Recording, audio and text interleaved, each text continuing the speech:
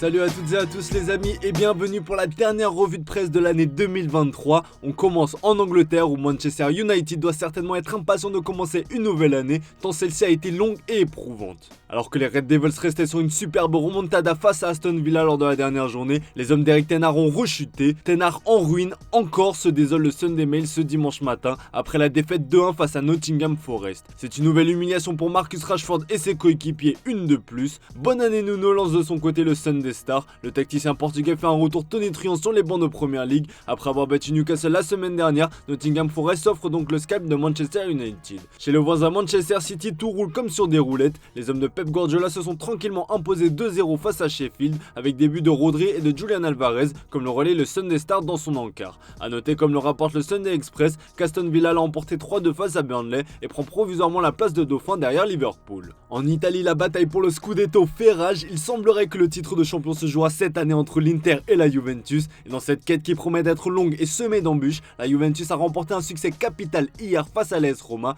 Courte mais ô combien précieuse victoire sur le score de 1-0. La presse italienne est taquine ce dimanche matin et lance un pic à José Mourinho. Spécial Juventus lance la Gazzetta dello Sport. On retrouve un titre similaire sur la une du Corriere, spécial Uno, en référence évidemment au Special One en anglais. Grâce à ce succès, la Juve revient à 2 points de l'Inter, de quoi passer 2 bonnes fêtes de fin d'année, se réjouit Tutto Sport.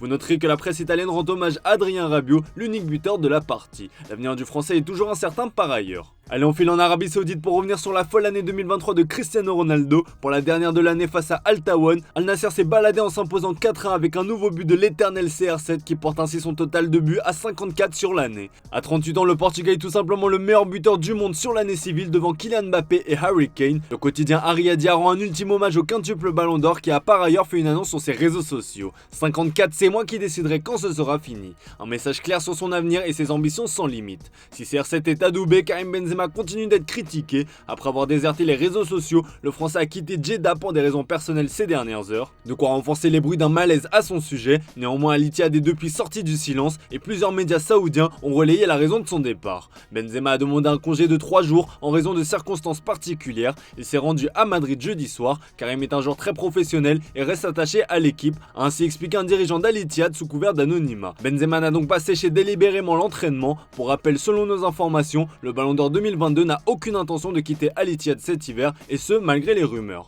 Direction l'Espagne les amis, et qui dit nouvelle année dit vœux, et Joan Laporta, le président du FC Barcelone, s'est prêté à l'exercice pour Sport comme vous pouvez le voir, et son vœu le plus cher pour l'année 2024 est de voir le Barça rejouer au Spotify Camp Nou le 29 novembre 2024. Ensuite, il souhaite que le club catalan continue à remporter des trophées tout en remettant le club dans le vert. Avoir une équipe compétitive avec des moyens limités, tel est le défi de Joan Laporta. Si ce dernier a annoncé lui-même qu'il fallait trouver un remplaçant à Gavi, ça se complique pour Alex Garcia. Dans ses pages d'intérieur, le Mediasport précise que Girona ne compte pas laisser filer son capitaine à moins de 20 millions d'euros, une somme compliquée à sortir pour le Barça, avec notamment le recrutement de Vitor Roque. Le FC Barcelone pourrait tenter d'inclure un joueur dans la transaction pour faire baisser son prix, affaire à suivre. Allez, on termine ce tour de la presse sportive avec l'avenir de Kylian Mbappé qui sera libre ce soir à minuit, se réjouit le journal AS dans ses pages intérieures. Si tout le monde va célébrer le passage à la nouvelle année, le Real Madrid prépare son offensive pour enfin attirer dans ses filets le génie français. Alors que la presse espagnole a dévoilé le salaire qui sera proposé à Mbappé en cas de signature, à s'expliquer à Madrid on hésite encore et ce pour 4 raisons. Il y a évidemment le passif compliqué du joueur avec les merengues.